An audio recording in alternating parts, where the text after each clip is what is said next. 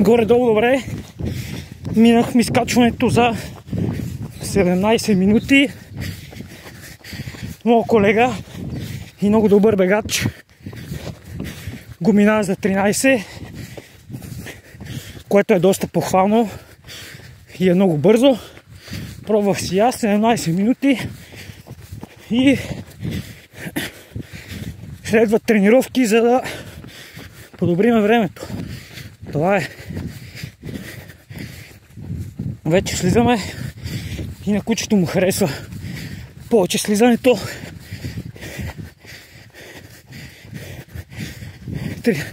17 минути за 2 км разстояние и 235 метра денивелация.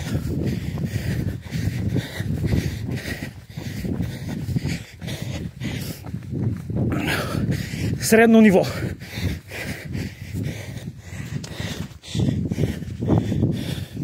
Това е Перник. Се вижда колкото може.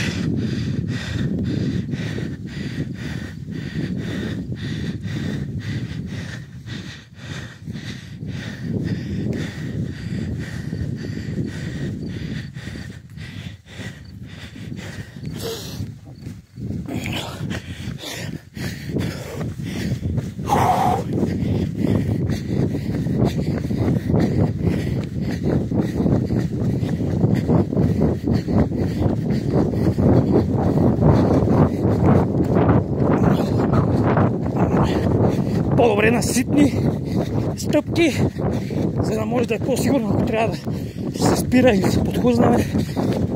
Според мен, нали?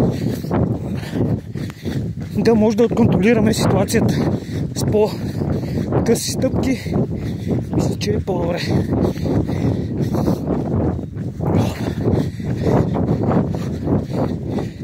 Така, записвайте се на Трън Ултра всички маняци, дето тренирате, особено в фитнесите.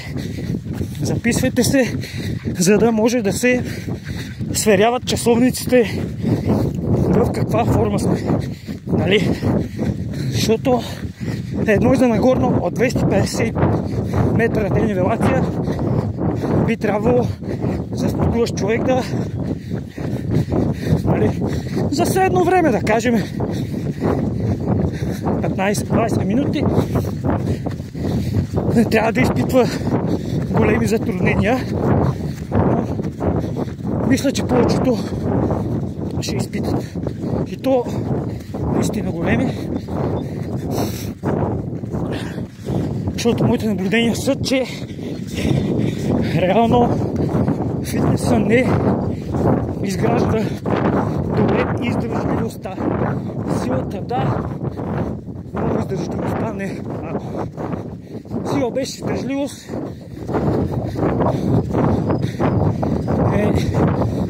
практика не върши работа. Не е приложима на много места. Най-вече там, където се налага сила, трябва и издържливост. И така. Тичане и фитнес. Фитнес. И пак фитнес. Въпреки че хода, да, трябва да си, особено за хора, които не са спортували и сега ще навлизат, е подходящо да тренират фитнес. Да кажем, за да навлезнат, да усетят мускулите, но след това си трябва, според мен, спорт. Фитнес е спорт, но е като част от кондиционната тренировка. Спорта, който може да практикуваме чрез фитнеса, е бодибилдинг, според мен. Аз съм пълен аматьор и това, което казвам, е лично мое мнение и не задължавам никой да го споделя. Ако има някой, който го споделя, се радвам, че има хора, които мислим еднакво. И не омаловажавам фитнеса. Най-вероятно момчетата, които тренират само фитнес, без нищо друго, ще дойдат и ще ме бият и на набирания, и на тичане, и на всичко. Това е неоспорим факт. Но аз говоря за по принцип как мисля, че е най-оптималното да се тренира, подчертавам според мен. Иначе всекой се знае за него.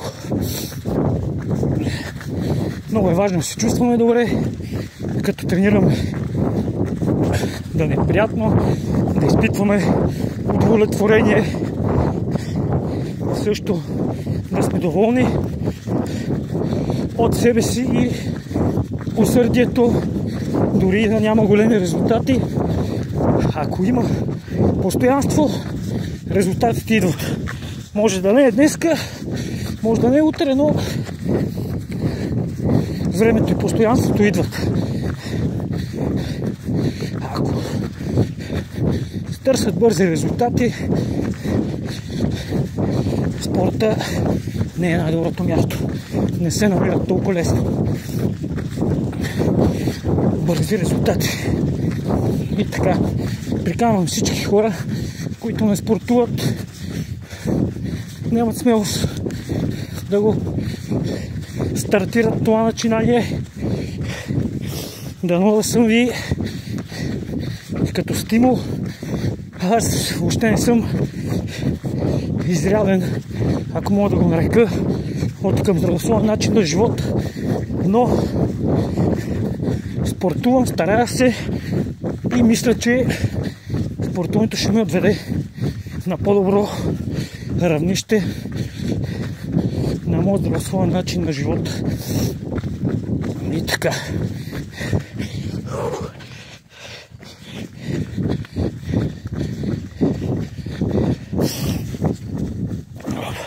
Малко снимки за мене. Дайте.